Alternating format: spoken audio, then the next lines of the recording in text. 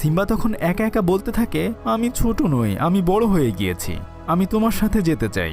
যাই হোক, জাজু সিম্বাকে আরো কয়েকটি বাচ্চা সিংহের কাছে নিয়ে যায়। সিম্বা তখন ছোট্ট একটি পোকার পিছু করতে করতে পাহাড়ের এক কোণায় আসে। সেখানে সে তার চাচু স্কারকে দেখতে পায়।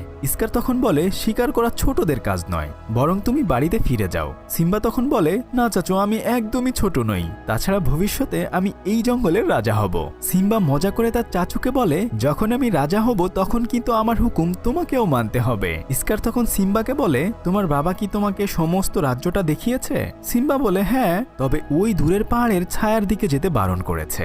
স্কার তখন বলে, হ্যাঁ, ওখানে বাচ্চারা যেতে পারে না, ওখানে হাতিদের কঙ্কালের পাহাড় রয়েছে, তুমি তো এখনো খুবই ছোট, তাই তুমিও সেখানে যেতে পারবে না। এসব কিছু বলে সিম্বাকে উস্কে দেয় ওই জায়গায় যাওয়ার জন্য।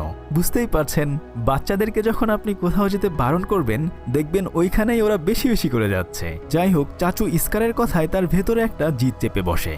সে মনে মনে চিন্তা করে, যেভাবেই হোক আমি ওখানে যাবই।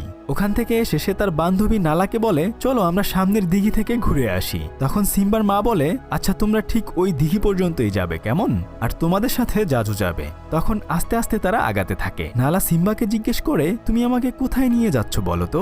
সিম্বা বলে, আমরা ওই পাহাড়ের ছায়ার কাছে যাব, ওখানে নাকি হাতিদের কবরস্থান রয়েছে। নালা বলে, ওখানে যাওয়া কি আমাদের উচিত হবে? সিম্বা বলে, এত ভয় পাচ্ছ কেন তুমি? আমি তো তোমাকে অনেক জায়গায় ঘুরিয়েছি, তাই না? চলো আমার সাথে, তবে আমাদেরকে অবশ্যই জাজুর চোখ ফাঁকি দিয়ে যেতে হবে। তখনই জাজু